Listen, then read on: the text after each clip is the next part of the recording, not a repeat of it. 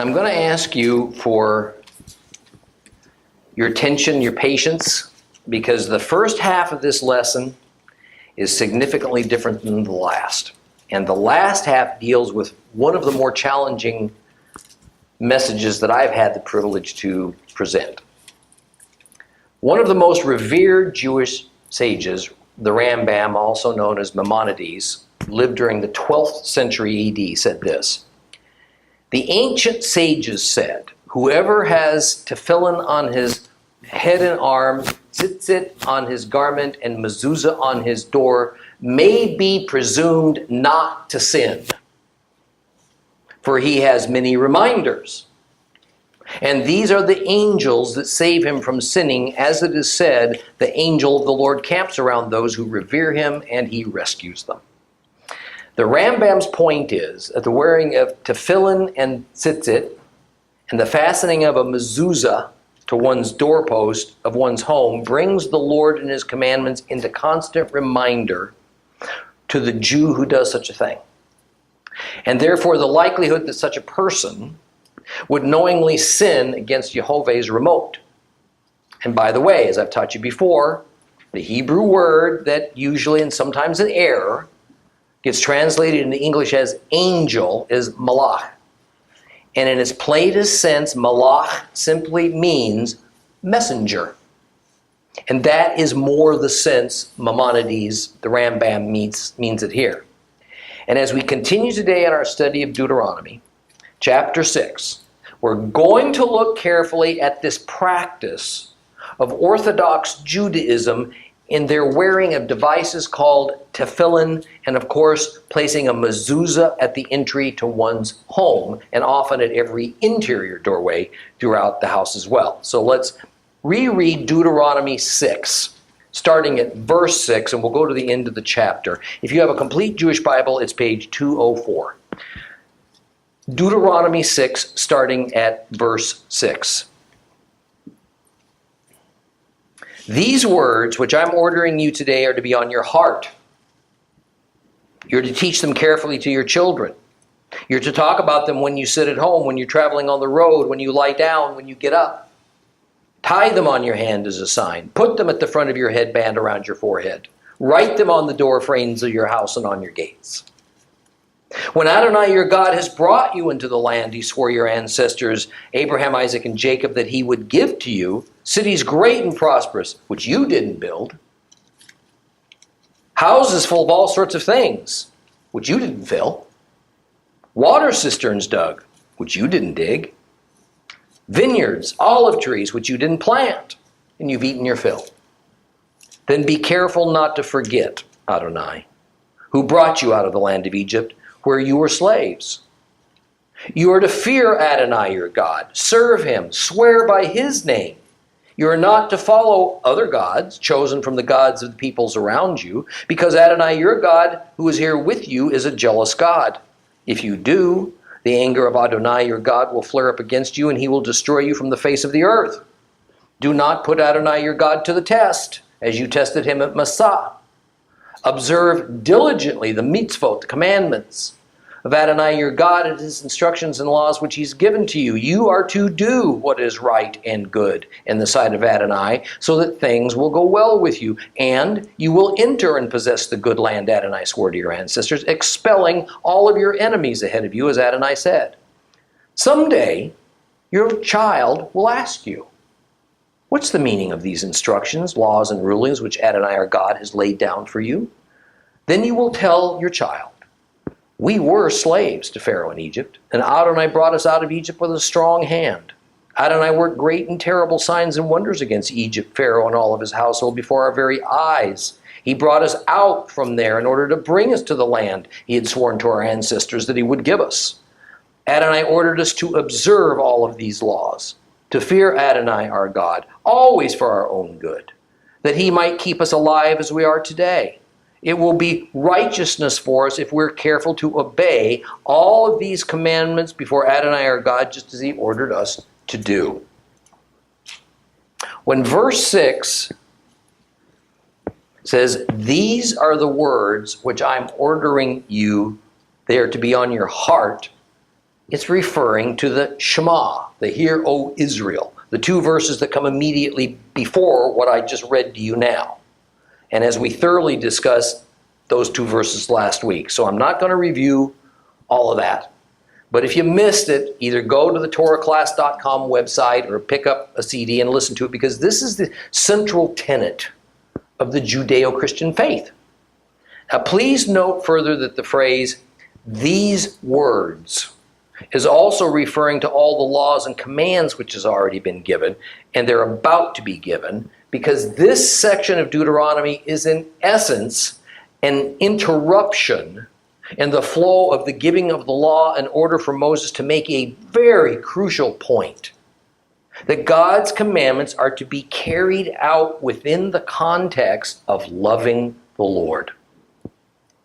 The idea is that to make following these commandments out to be some kind of heartless or mechanical ritual misses the whole point.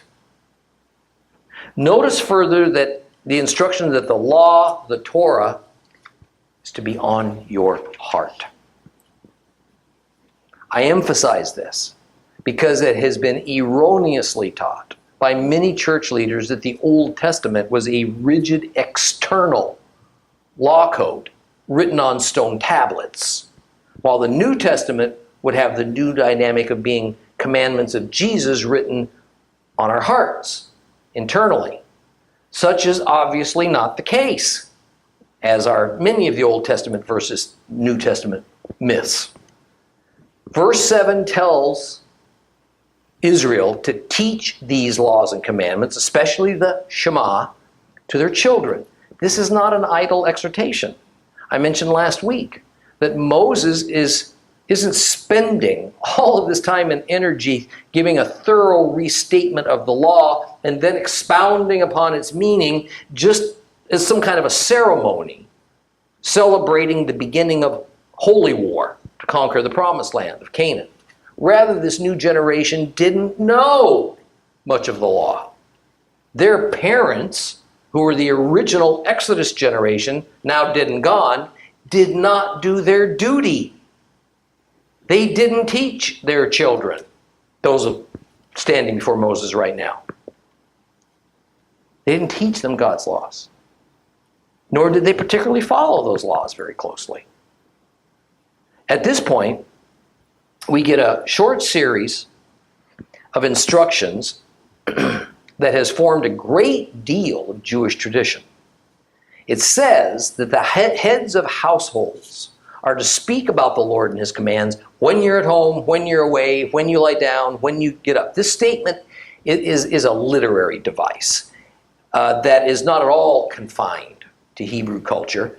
It's one that's used a great deal in the Bible, however, and it's called merism. That is, it's a poetic statement meant to convey an idea. It's an expression that the several parts of it are combined to present one overarching concept. For instance, in an earlier example of merism, in Genesis, we're told that God created the heavens and the earth. Now, the idea is not that He created only something defined as the heavens and another thing called the earth, the planet. And then we're left to ponder whether God did not create other things. Rather, it simply means God created everything. Because to the Hebrews, the heavens represented the infinite, the earth represented the finite. So the statement about when to speak to the Lord, when you're at home, when you're away, when you're lying down, when you're up, simply means all times, everywhere, every situation. That's the point it's trying to make. Now in verse 8, we encounter an instruction that has created significant controversy inside of the Hebrew religion and generally has been ignored in Christianity, that we are to bind these commandments as a sign on our hand, a symbol on our forehead.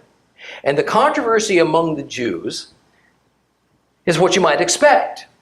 Is this a literal commandment in which some form of a ritual device is actually to be fitted to the hand and to the forehead, or whether this is a metaphorical statement That simply means that just as the Lord's words are to be constantly thought of, constantly spoken, that they are also to become a part of us in some kind of a physical sense.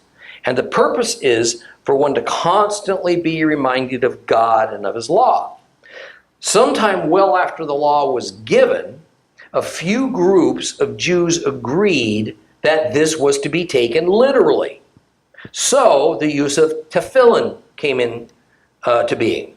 In Greek, and therefore in the New Testament, we'll find the mention of these ritual objects using the word phylacteries. That's just the Greek word for the same. Tefillin, or phylacteries, consisted of 2 small black leather boxes that contain 4 passages of Scripture, and these are attached to black leather straps. One box is placed on the left arm up by the biceps, the other is placed on the forehead or up by the hair, if you have any. I need a little tattoo here, I think. Anyway, they are donned before and during morning prayers by the Orthodox Jews. However, they are not used on Sabbath or certain other holy days because it's considered that the observance of the holy day itself is a sign. No other sign or reminder of God's laws is needed. Before the tefillah, which is singular for tefillin, for the arm is put on, a prayer is usually offered. And this prayer tells us that for the Orthodox Jew, the wearing of tefillin is seen as a commandment from God. They say it in Hebrew, "Behold, in putting on tefillin, I intend to fulfill the commandment of my Creator, who has commanded us to put on tefillin as it is written in his Torah." And then Deuteronomy 6:8 is quoted, "Bind them as a sign upon your arm and let tefillin be between your eyes." Now, the reality is that last sentence that supposedly comes from Deuteronomy 6:8, the word tefillin is not there. Rather, the word is totefet, which is more correctly means bands. So what we have here in the wearing of tefillin is tradition. However, not all Hebrews observed this tradition, and there is no evidence that this tradition even existed prior to around 250 BC. We do know from records that Pharisees made the wearing of tefillin a strict part of their doctrines, and at some point they took to wearing them not only at morning prayer, but at all times except when they were trying to sleep. We also know that the Hebrews who lived in Samaria did not observe this tradition, which of course was a great and intended insult to the Jews of Judea. And it appears that this was primarily a custom of those Jews who lived in Judea, and even then, close to the center of Jewish orthodoxy, which was Jerusalem. So there is no record of any widespread use of tefillin in the Galilee, where Yeshua lived. So, was it only the Pharisees back then that wore tefillin? Apparently not, because ancient tefillin were actually found among the artifacts of the Essenes at Qumran. And they are mentioned within the community documents of the Dead Sea Scrolls. Josephus discusses tefillin and goes on to explain that at times even the 10 Commandments were included among the writings that were stored inside those little miniature leather boxes. So we know how they were worn, what was contained in the boxes, but it changed over time, and that different groups of Jews developed different tefillin or phylactery traditions.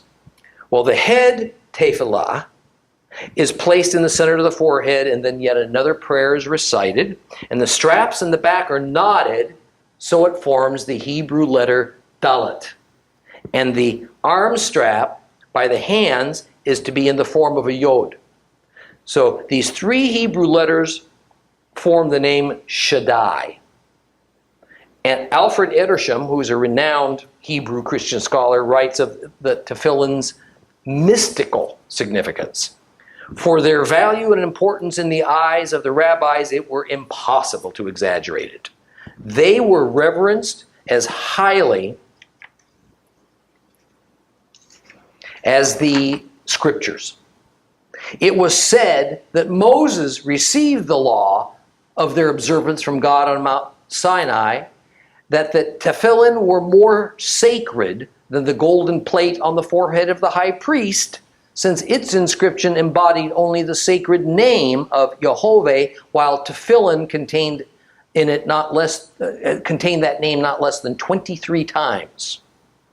Alfred Edersheim also affirms that although the Pharisees were scrupulous about wearing them, the admission that neither the officiating priests nor the representatives of the people wore them in the temple seems to imply this practice was not quite universal. Tefillin was an observance of Judaism, not an observance of biblical Hebrewism. They were worn in connection with the synagogue, not in connection with the temple. And these two institutions, the temple and the synagogue, did not much like each other. They saw themselves as opponents. The Pharisees, who were usually the synagogue leaders, wanted to be noticed for their own outward piousness. And as we'll recall, Yeshua criticized them for this and their other actions, such as having a trumpet blown whenever they contributed money to the temple coffers. But what is key to notice is that in his typical British manner of understatement, Edersheim says this practice of wearing tefillin was not quite universal. Translation, it was a minority of Jews who did this, and it was those who had more loyalty to the synagogue than to the temple who did it. Now, I have heard Hebrew roots and Messianic leaders say Yeshua must have worn tefillin. That is anywhere from highly unlikely to approaching not a chance. Yeshua was a common peasant Jew from the Galilee.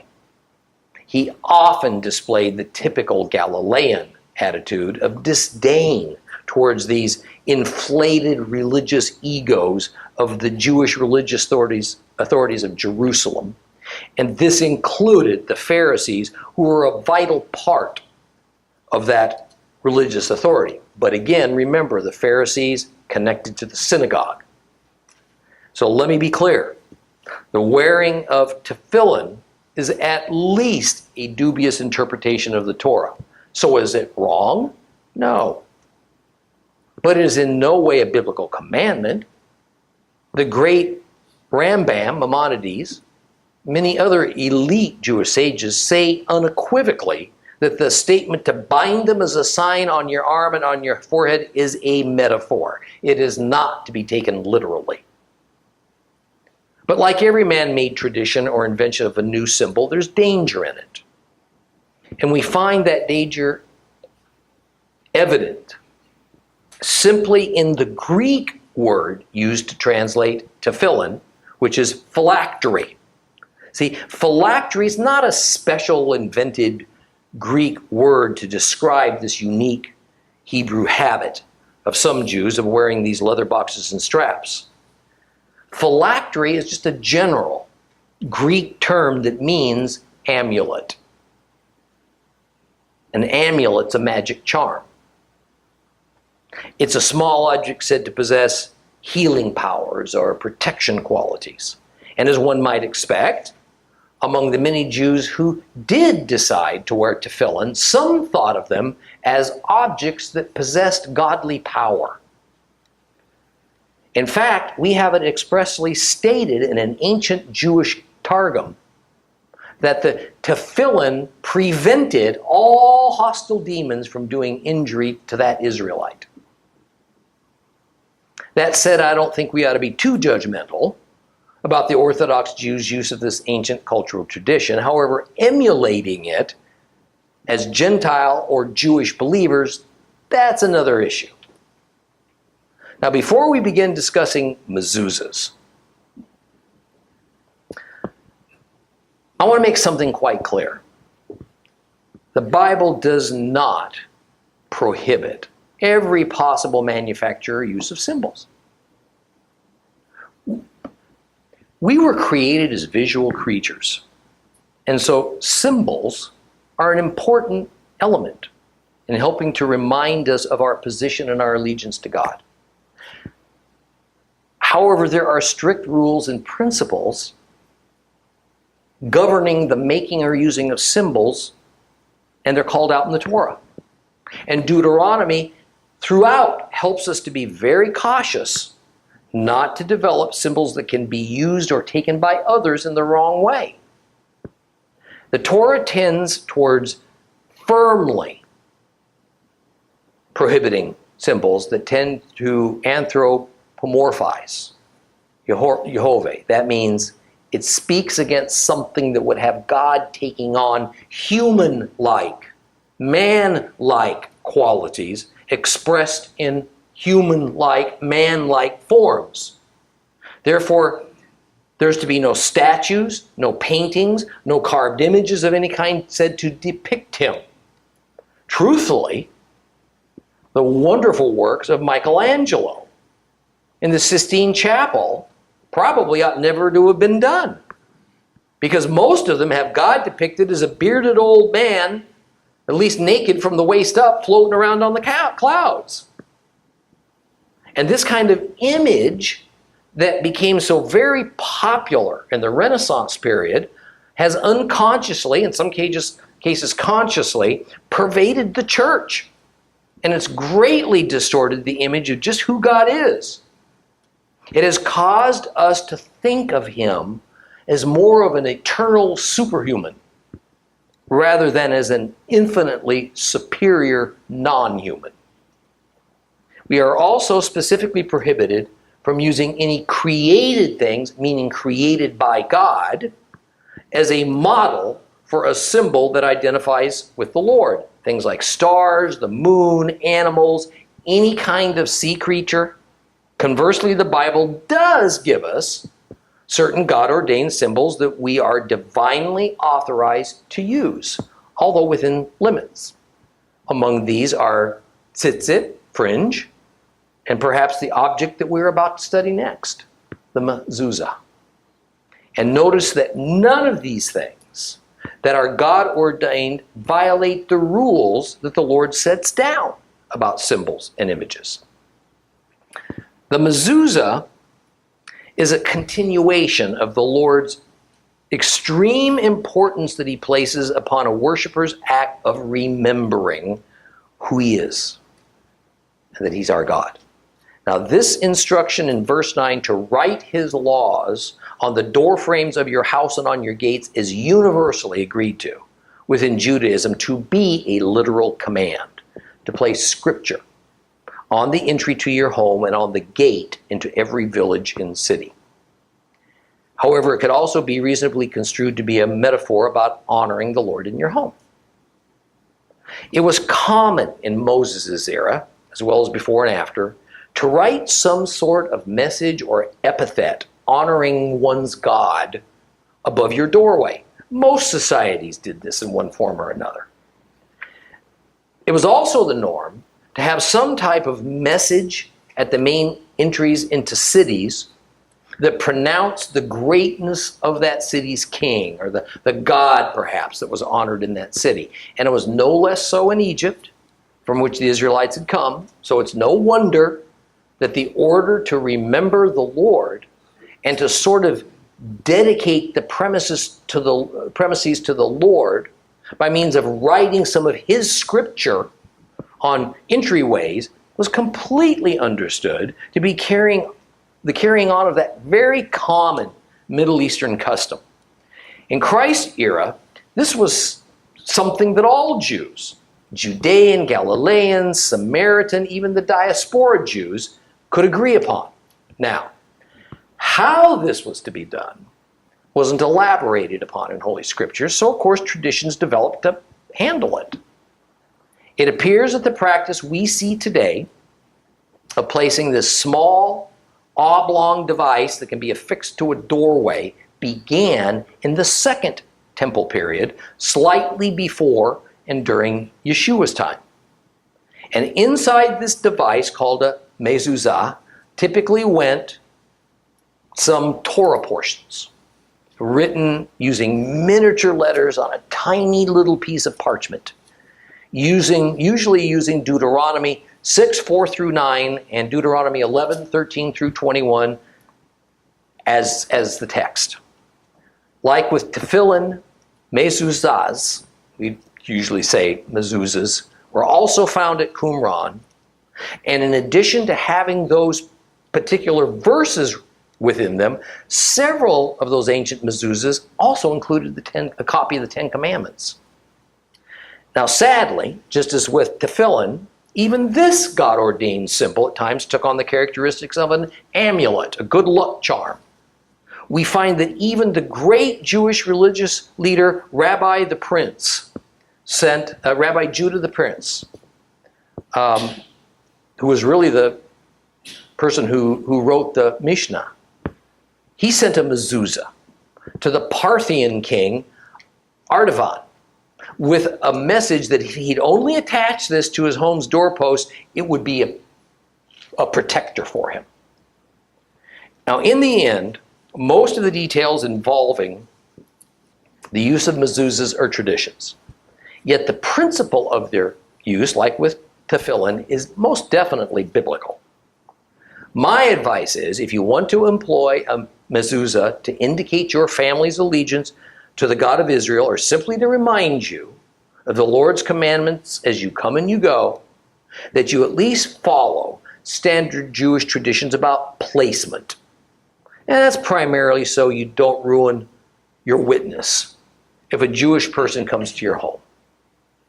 And the main thing to know is it should be placed in the upper third of the right door jamb, right side from the outside looking in, with the top of it angled just a little bit towards the home's interior. And one more thing. While the doorposts are referring to your personal home, the gates are referring to a city or a village. The city gates functioned as the town square in biblical eras, and even as the era where judicial court was held. It's not unlike the practice that used to exist in America of posting the Ten Commandments in our courts of law to remind everyone in attendance it was from these principles. It was from these that the form of our laws came. And that the Lord is looking down upon these proceedings. And He wants His definition of justice and mercy is administered as much as is humanly possible. Well, now in verse 10, the act of remembering takes on a different kind of importance from tefillin and mezuzot.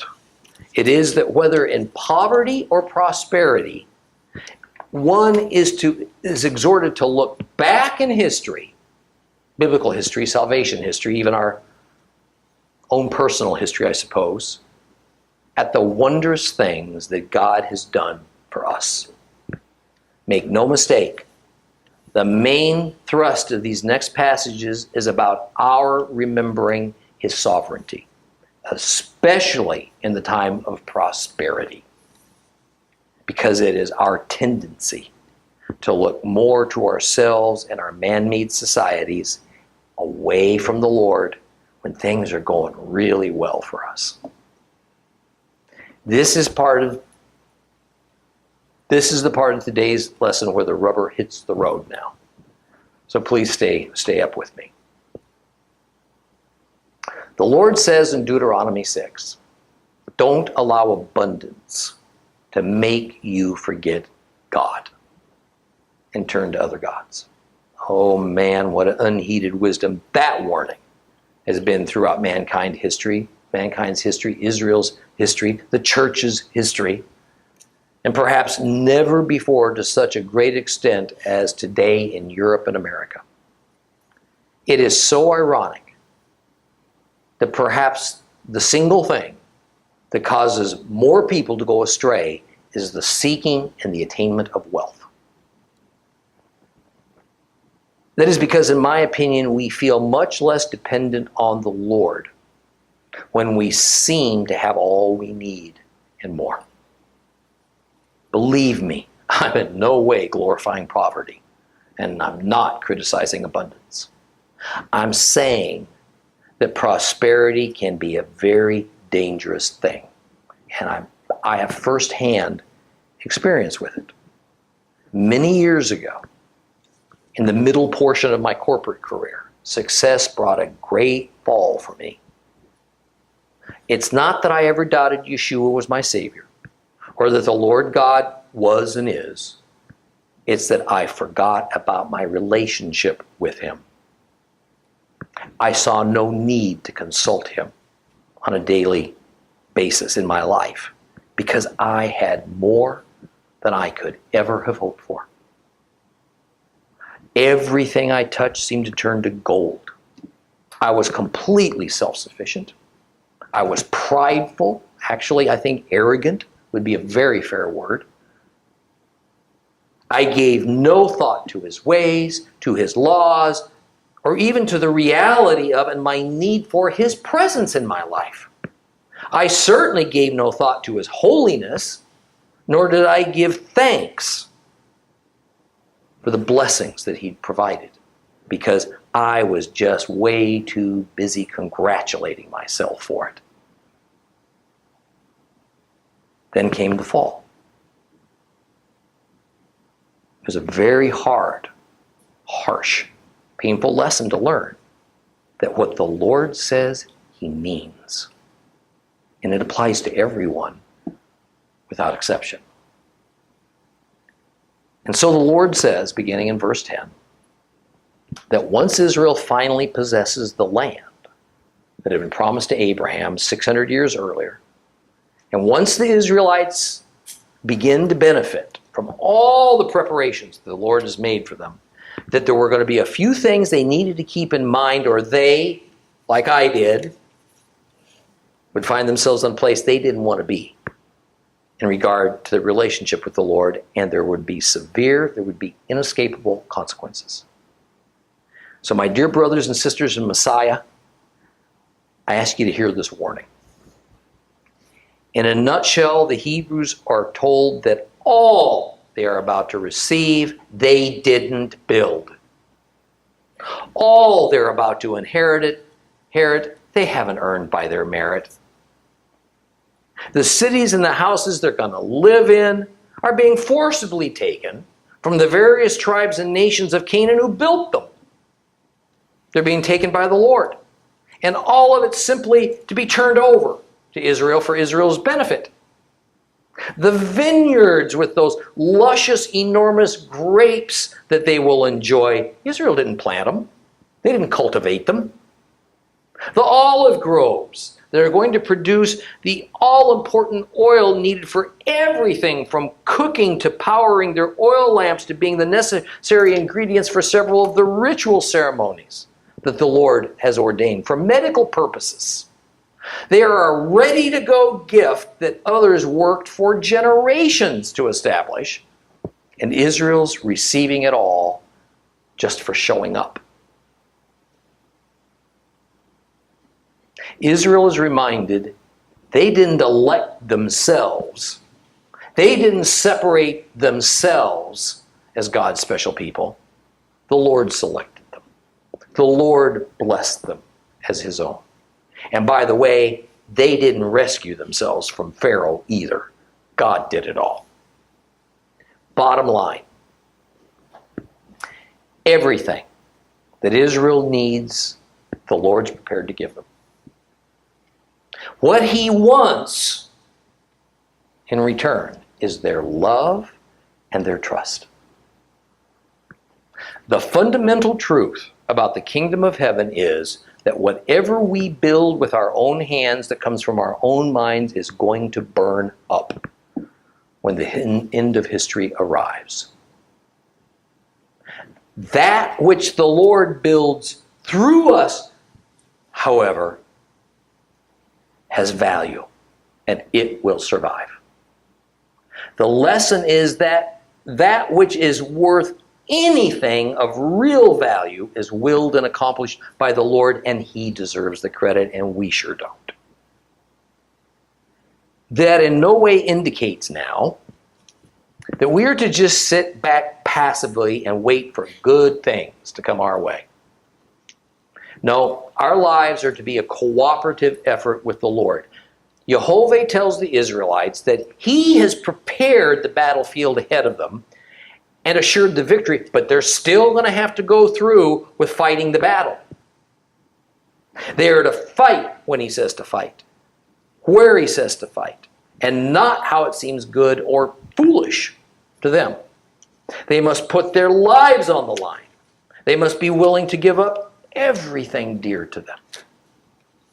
The lesson shown to us here is that action on our part is invariably required. It's demanded by God.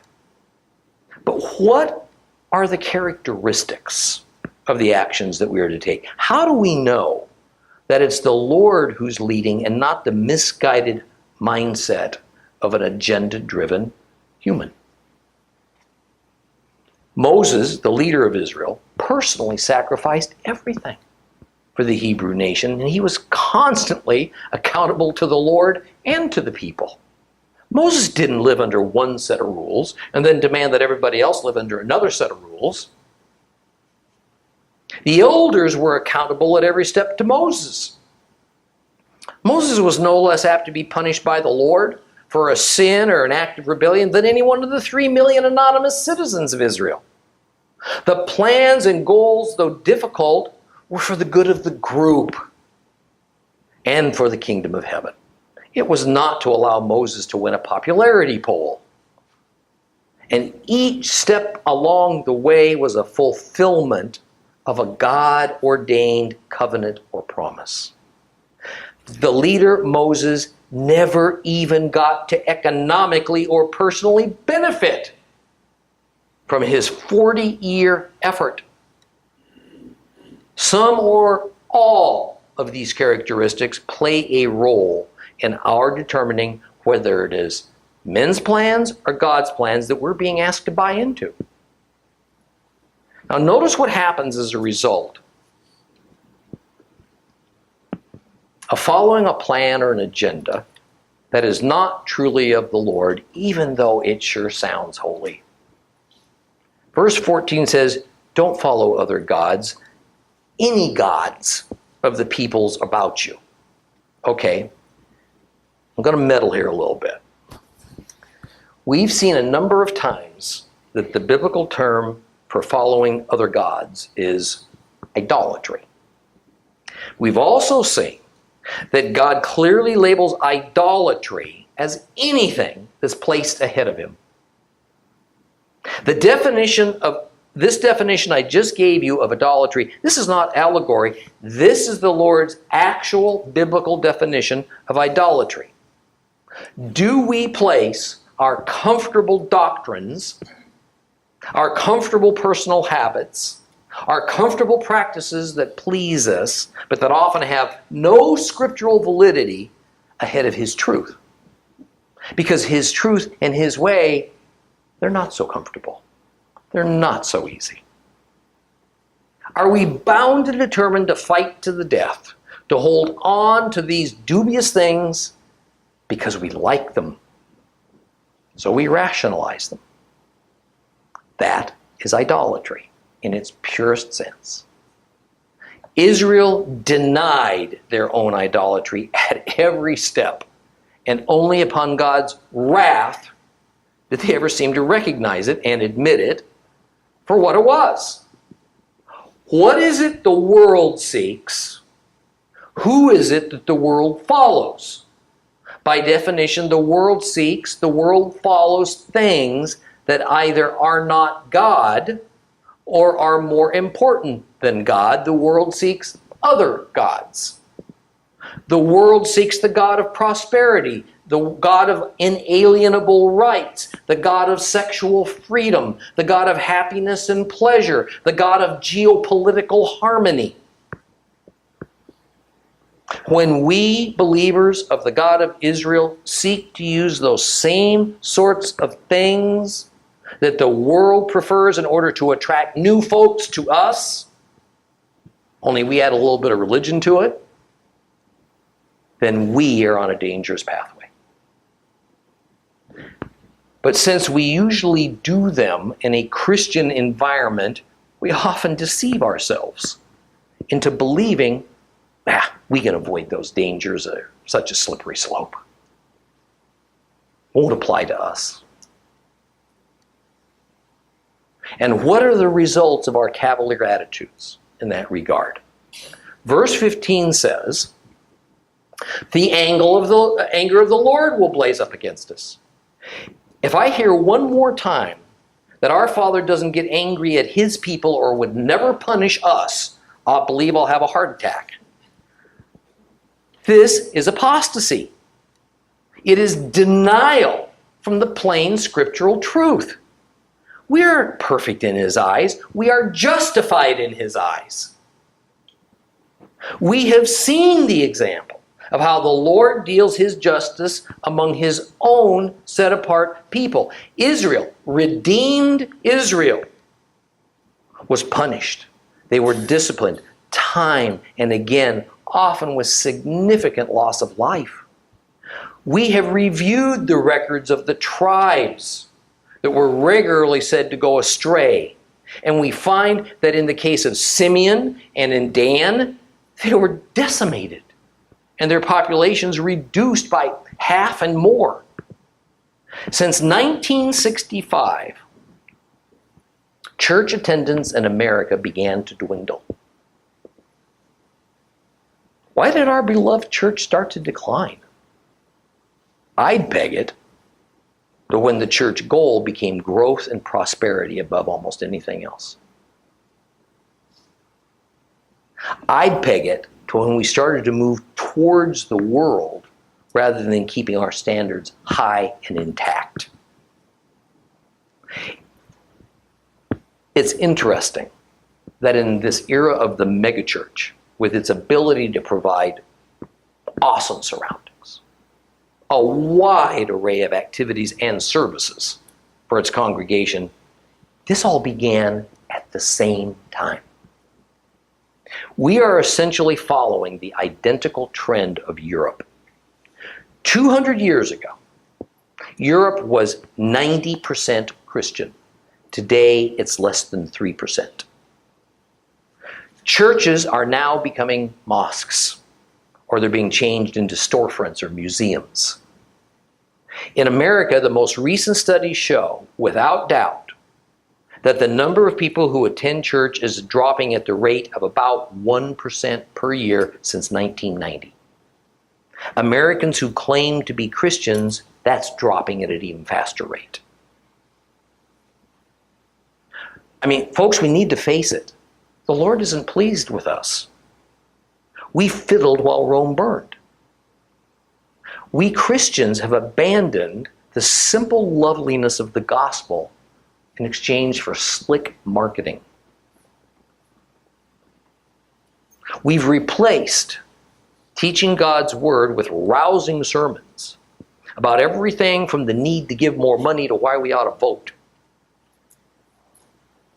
We have come to believe that if we present ourselves to a non-believing world by packaging ourselves attractively, more will come.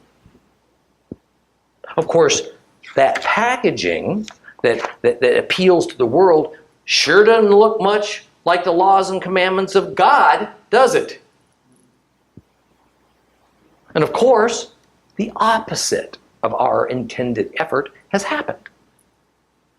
The books of Joshua and Judges chronicle the fall of Israel into apostasy, idolatry, disarray, because they decided that rather than follow the Lord's demands that they possess the land he prepared for them and to fight for what is right in God's eyes, they sought to appease their pagan neighbors through diplomacy, compromise, and peace treaty. Their hope was to obtain their inheritance by peaceful means in a rational, a logical way, similar to how the world had always operated. And Israel is still trying to do that today. And now so's the church. And believe me, I'm not pointing fingers. I'm accepting blame. But now that we've discovered our folly, we know where we stumbled, let's determine together to rekindle our love for God, to recover His Word, to cling steadfast to His principles, to increase our outward ministry that's always been expected of us. Let's not scramble after comfort and prosperity. Instead, let's open ourselves to Him. Let's see what service to Him He wants of us.